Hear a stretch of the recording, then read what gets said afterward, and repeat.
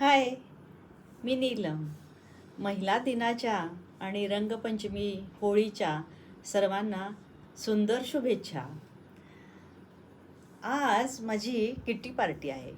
आता सध्याचा शब्द किटी पार्टी, पण आमची पूर्वीच्या बायकांची आमची भिशीच बरं का.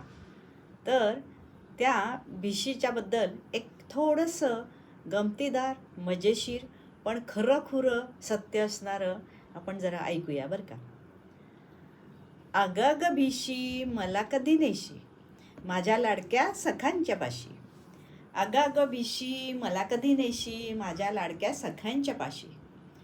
अगदी अशी स्थिती होते बरं का माझी नेहमीच. कधी एकदा भिशी अनाऊन्स होते आणि कधी एकदा भेटते मैत्रिणींना, असं होऊन जातं. भिशी हल्लीच्या सोफिस्टिकेटेड भाषेत किटी पार्टी.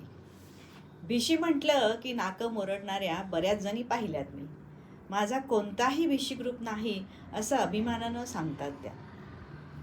वेळ कुठं असतो असलं काही करायला, आणि I am not interested in that gossiping and all असंही म्हणतात बरं का. असो, it's their view, but I love bhishi. काय असतं भिशीत? अहो बरंच काही असतं. भरपूर खाणं, हो ते तर असतंच. छान छान पदार्थ करायचे, एकमेकींना आग्रह करून खायला घालायचे. त्यावेळी कॅलरीज रिक्वायरमेंट, शुगर आणि फॅट कंटेंट्स वगैरे असे अजिबात विचार करायचे नाहीत. मनात सुद्धा आणायचा नाही विचार. जिच्याकडे भिशी असते ना, अगदी सणवार असल्यासारखं वातावरण असतं हो तिच्याकडे. कितीही बिझी असलं ना तरी मनापासून केला जातो हा प्रत्येक पदार्थ. पोटात गेल्याशिवाय मनातलं ओठावर येत नाही ना. काय खुलतात सगळ्या भेटल्यावर. वाह, काय माहोल असतो तो. दिवसभराच्या धावपळीचा विसर पडतो अगदी.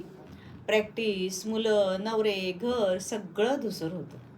मैत्रिणींशी जे नातं जुळतं ना, आगळं वेगळं. चौकटीत नाही बसत ते. आर्थिक स्तर वेगळा, कामाची ठिकाणं वेगळी, विचार वेगळे, कौटुंबिक पार्श्वभूमी वेगळी, तरीही एकमेकींशी घट्ट नाळ बांधते ही भिशी. सगळी बंधनं, सगळ्या स्वतःला घालून घेतलेल्या चौकटी, सगळं काही काळ एका पडद्याआड जातं बरं का. आणि काय असतं भिशीत फक्त खाण्याशिवाय? हा विचार मनात देखील आणू नका बरं का. कराच एखादा भिशी ग्रुप जॉईन आणि पहा मज्जा. तुम्हीच तुमच्या मनात डोकवायला शिकता बरं. काय करायचं राहून गेलं आतापर्यंत हा विचार नक्की सुरू होतो. त्या 2-3 तासांच्या भेटीत माझ्या सख्या शाळकरी मुली होतात फनी गेम्स खेळताना, कधी उच्छृंखल तरुणी होतात गाणी गाताना, तर कधी जबाबदार नागरिक होतात सामाजिक समस्यांवर चर्चा करताना. बऱ्याच गोष्टी शेअर करायला शिकतो आपण, आणि त्यातून आपली आपणच लादून घेतलेली ओझी झुकारून द्यायला शिकतो. आणि यातून काय होतं माहिती आहे का? 40-50ल्या मुली एखादा छान स्टेज परफॉर्मन्स देतात. अहो आता तर 60-70-80च्या सुद्धा देतात. कधीही बाहेर न पडलेल्या छानपैकी ट्रेकिंगला जातात. माझ्यासारख्या काही आपल्या लेखणीला वाट करून देतात, काही आपल्या ऑडिओ रेकॉर्डिंग करतात.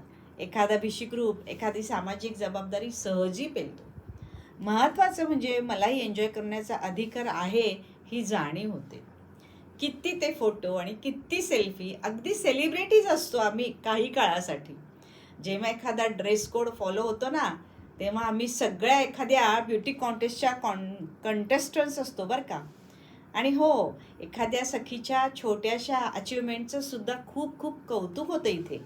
सारं काही केवळ अविस्मरणीयच. नाही हो भिशीचं मोल मोजता येत नाही मला कशातही मोजता. वेळ कसा जातो ना समजतच नाही. पुढच्या भिशीपर्यंत एकमेकींचा निरोप घेताना आवंडा येतो कधी कधी. पुन्हा सांगते, करून पहा एखादा ग्रुप जॉईन आणि घ्या आनंद पुन्हा एकदा. खूप लहान होण्याचा, खूप मोठा होण्याचा, जग कवेत घेण्याचा, थोडा वेळापुरता का होईना. आणि मग निश्चितच येईल नवं बळ तुम्हाला तुमच्या भिशीपर्यंत, तुमच्याच चौकटीत जगण्यासाठी. धन्यवाद. तुम्हाला आवडलं का बघा, नक्की शेअर करा, लाईक करा, सबस्क्राईब करा, आणि असेच नवीन छान छान व्हिडिओ येत राहतील. एन्जॉय. Bye bye.